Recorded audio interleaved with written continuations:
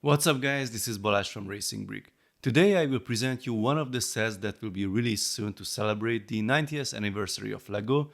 This is the 10497 Galaxy Explorer. This is a truly amazing tribute to the 497 Galaxy Explorer from 1979 or 928 Space Cruiser and Moonbase as we call it around here.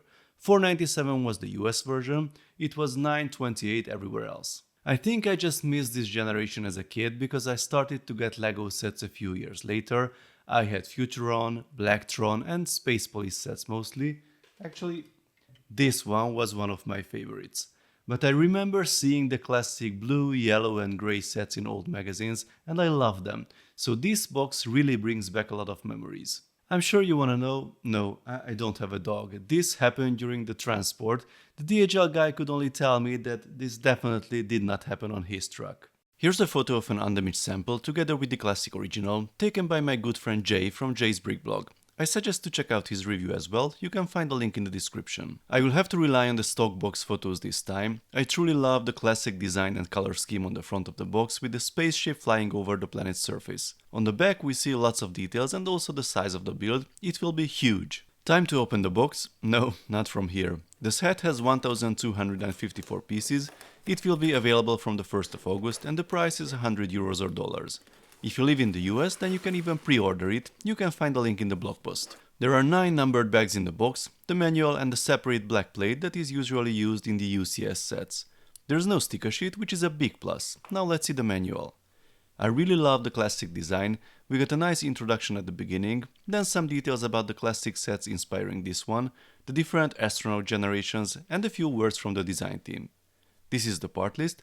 Feel free to pause the video if you are interested. Now let's start building.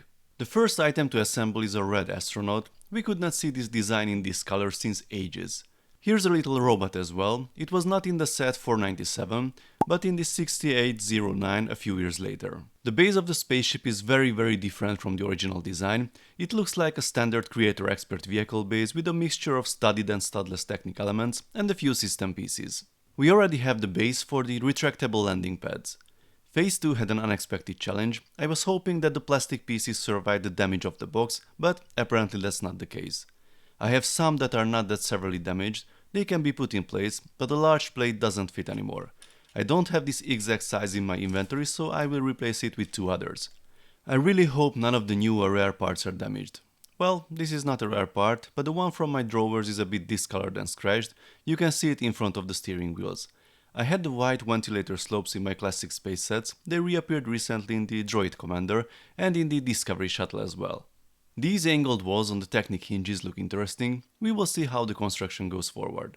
We get a white astronaut in the next package. First I thought it will be the same as the one we had a few years ago in the 70841 Benny Space Squad set, but both the torso and the helmet has a new ID. It looks very similar though. The interior has lots of colorful pieces, which I'm sure will have some negative response from the people who prefer to see the all-grey base of the predecessor. According to the manual, by the way, all colors here were already available in 1979, although not used at this extent. The color of the grey pieces was changed from light grey to light bluish grey. The construction of this edge is interesting, relying on a hinge at one end and then using those rods and headlight pieces at multiple points.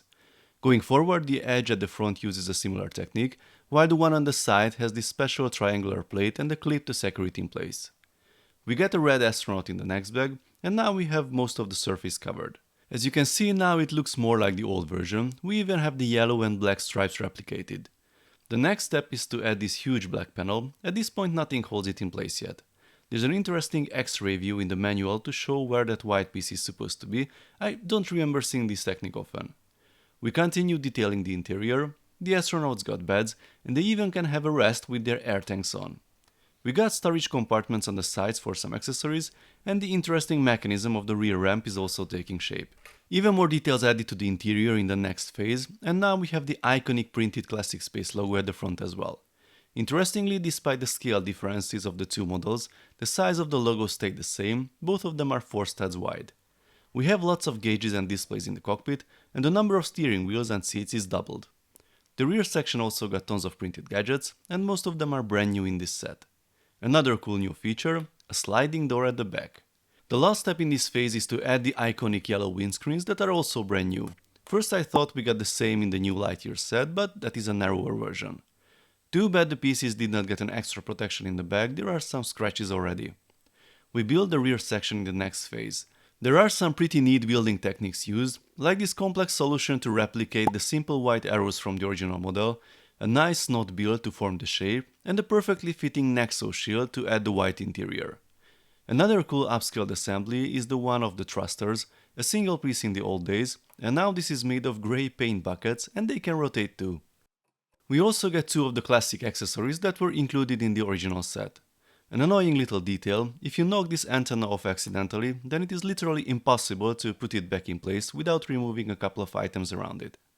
In the last bag we build the engines that have an interesting party trick, the rover, and we are finished. So, here is our build in its full glory, 1.5 times bigger than the original, and I have to say that this size was really unexpected. For a brief comparison, here is the Ecto 1 for scale, which is one of the biggest creator expert cars. The Galaxy Explorer is even longer than that. As I mentioned, the logo on the front has approximately the same size as the original, but the LL928 print on the side became bigger. It is printed on a 1x6 brick this time instead of a 1x4 one. The set is not a simple upscaled version of the original, but it's good this way. The tip of the nose has more details this time, the engines are also way more detailed, although the cone is a similar element and we have the same antennas pointing to the sides as well. The structure of the cabin is significantly changed, but I really like the new double design and we have way more details in the interior.